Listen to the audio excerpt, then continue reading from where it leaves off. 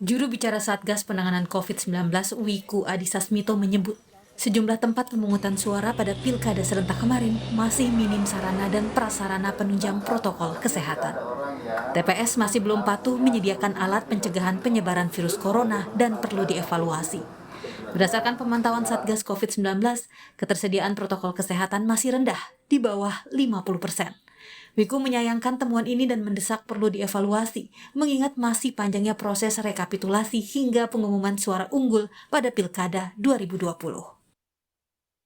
Bahwa kecenderungan kepatuhan individu dalam menjalani protokol kesehatan di TPS, baik memakai masker maupun menjaga jarak, ini cenderung tinggi, yaitu di atas 90%. Namun, berdasarkan pemantauan kepatuhan TPS, bahwa ketersediaan sarana dan prasarana penunjang dalam melaksanakan protokol kesehatan masih belum maksimal, yaitu di bawah 50%.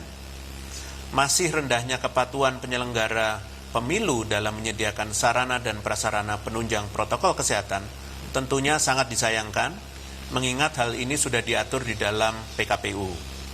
Saya meminta agar temuan ini segera dievaluasi secara menyeluruh oleh penyelenggara pemilu. Perlu diingat, masih terdapat tahapan-tahapan lainnya yang akan diselenggarakan pasca pemungutan suara seperti rekapitulasi hasil dan penetapan pemenang Pilkada serentak 2020. Saya berharap agar pada tahapan selanjutnya, sarana dan prasarana penunjang dapat disediakan sebagai langkah antisipasi pencegahan penularan COVID-19. Temuan rendahnya kepatuhan panitia pilkada menjaga protokol kesehatan terjadi sehari setelah Badan Pengawas Pemilu Bawaslu menemukan masih ada anggota KPPS yang terkonfirmasi positif COVID-19 hadir di TPS pada Pilkada 9 Desember kemarin. Mereka tersebar di 1.172 tempat pemungutan suara di tanah air.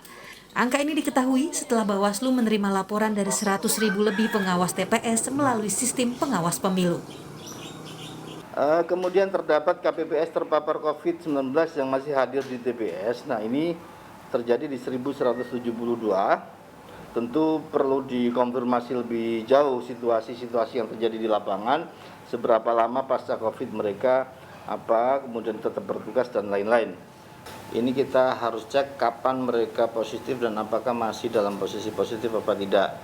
Misalnya di salah satu daerah di Sulawesi Utara itu posisinya memang masih dalam posisi positif. Nah, tentu di tempat lain karena data ini juga ditarik sebelum hari ini. Jadi kita harap kemudian situasinya tidak lebih buruk dari itu, artinya semua yang tadinya terpapar positif itu kemudian sudah sembuh dan lain-lain.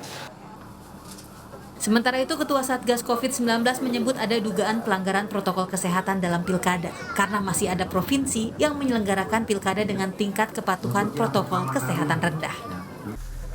Ada provinsi dengan tingkat kepatuhan yang rendah, tetapi peringatan yang diberikan petugas juga rendah sekali. Lantas kami menghubungi pejabat terkait. Kita lihat datanya sudah masuk di dalam kelompok 10 besar. Artinya apa? Kalau ada pemberitahuan dan segera ditindaklanjuti, pun pasti akan ada perubahan. Dan ini yang kita harapkan, kerjasama antara pusat dan daerah berjalan dengan baik. Ini semata-mata demi keselamatan bangsa kita, demi masyarakat kita dari ancaman COVID.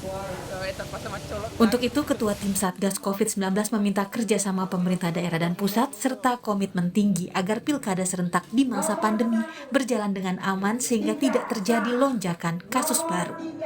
Proses penghitungan suara diimbau dapat berjalan dengan protokol kesehatan dan jika ada yang melanggar, tim Satgas COVID-19 akan menegur kepala daerah yang tidak menerapkan protokol kesehatan saat pelaksanaan Pilkada 2020. Tim Liputan, Kompas TV.